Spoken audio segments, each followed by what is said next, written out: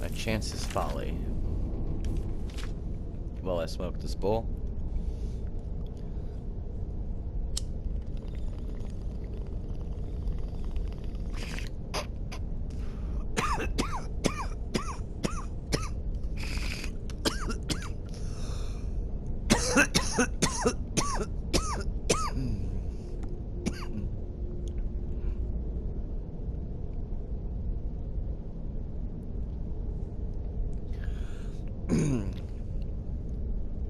Alright, so I'm gonna try to narrate this, I guess. By the time she was 16, Manvora Lilos has been an unwelcome guest in every shop and manor in Balmora. Sometimes she would take everything of value within, other times it was enough to experience the pure pleasure of finding a way past the locks and traps. In either situation, she would leave a pair of dice in a prominent location as her calling card to let the owners know who had burgled them. The mysterious ghost became known to the locals as Chance. A typical conversation in Balmora at this time. "My dear, whatever happened to that marvelous necklace of yours? My dear, it was taken by Chance." The only time when Chance disliked her hobby was when she miscalculated and she came upon an owner, or a guard. So far she had never been caught or even seen, but dozens of times she had uncomfortably close encounters. There came a day when she felt it was time to expand her reach. She considered going to Vivek or Guinness.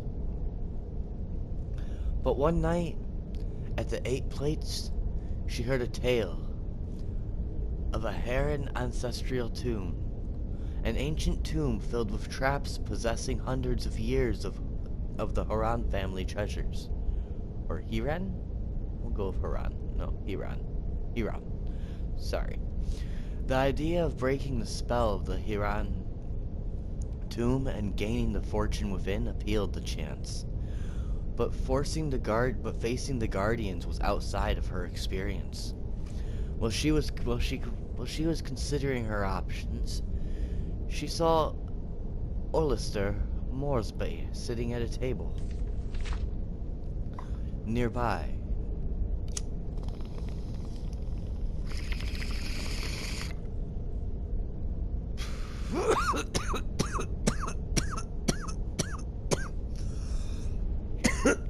By himself as usual. He was huge, brute of a Breton, who had a reputation of being a gentle eccentric, a great warrior who had gone mad and paid more attention to the voices in his head than the world around him.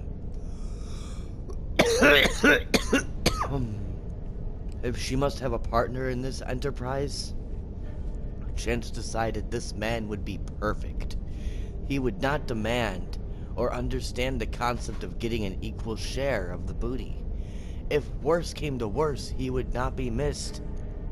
If the inhabitants of the Hiran tomb were too much for him, or if Chance found his company tiresome and elected to leave him behind.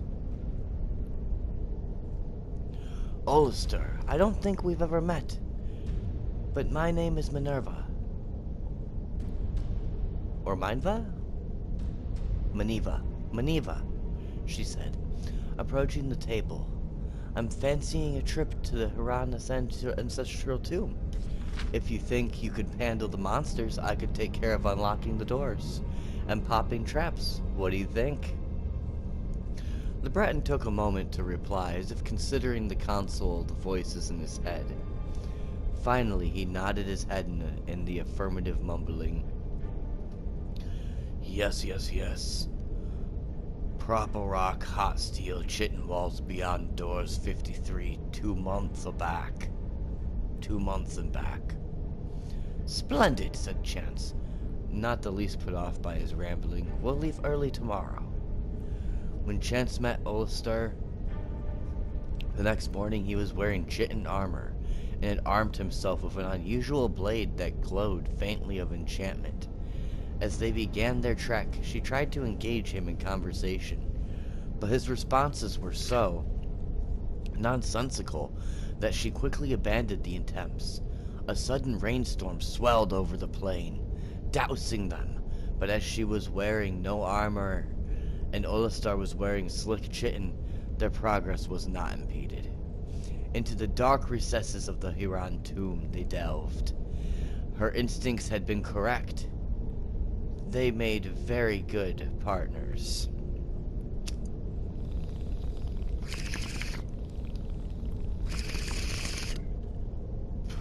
She recognized the ancient snap wire traps, deadfalls, and brittle backs before they were triggered, and cracked all manners of locks: simple, tumbler, combination, twisted hasp, double catch, varieties from antiquity with no modern names, rusted heaps that would have been dangerous to open even if one possessed the actual key.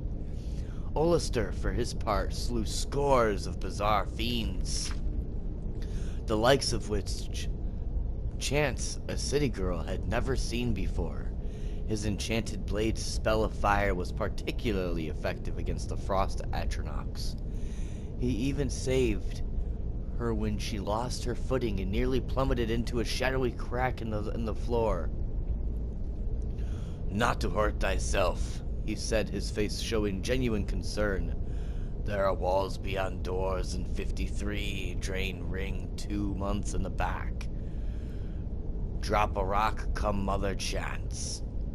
Chance had not been listening too much to Olistar's babbling, but when he said Chance, she was startled. She had introduced herself to him as Miniva. Could it be that the peasants were right, and that when madmen spoke, they were talking to the Daedra, Prince Sheogorath, who gave them advice and information beyond their keen? Or was it rather, more sensibly, that Olistar was merely repeating what he heard tell of in Balmora, where in recent years Chance had become synonymous with lockpicking? As the two continued on, Chance thought of Olistar's mumblings. He had said chitin when they met, as if it had just occurred to him, and the chitin armor that he wore had proven useful. Likewise, hot steel. What could mean walls beyond doors mean? Or 2 months and back? What numbered 53? The notion that Olistar possessed secret knowledge about her and the tomb they were in began to unnerve Chance. She made up her mind then to abandon her companion once the treasure had been found. He had cut through the living and undead guardians of the dungeon. If she merely left by the path they had entered, she would be safe without a defender. One phrase, he said, made perfect sense to her: drain ring. At one of the manors in Balmora, she had picked up a ring purely because she thought it was pretty. It was not until later that she discovered that it could be used to sap other people's vitality. Could Olistar be aware of this? Would he be taken by surprise if she used it on him? She formulated her plan on how best to desert the Breton as they continued down the hall.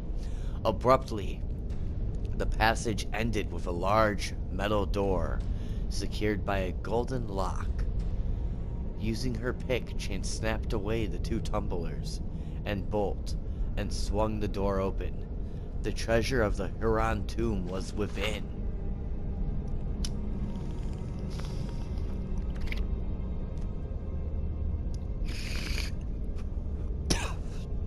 Chance quietly slipped her glove off her hand.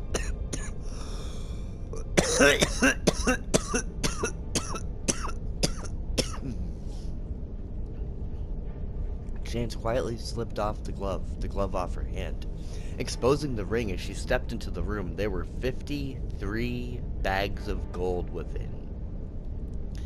As she turned, the door closed between her and the Breton. On her side, it did not resemble a door anymore, but a wall. Walls beyond doors. For many days, Chance screamed and screamed as she tried to find a way out of the room. For some days after that, she listened dully to the laughter of Sheogorath within her own head.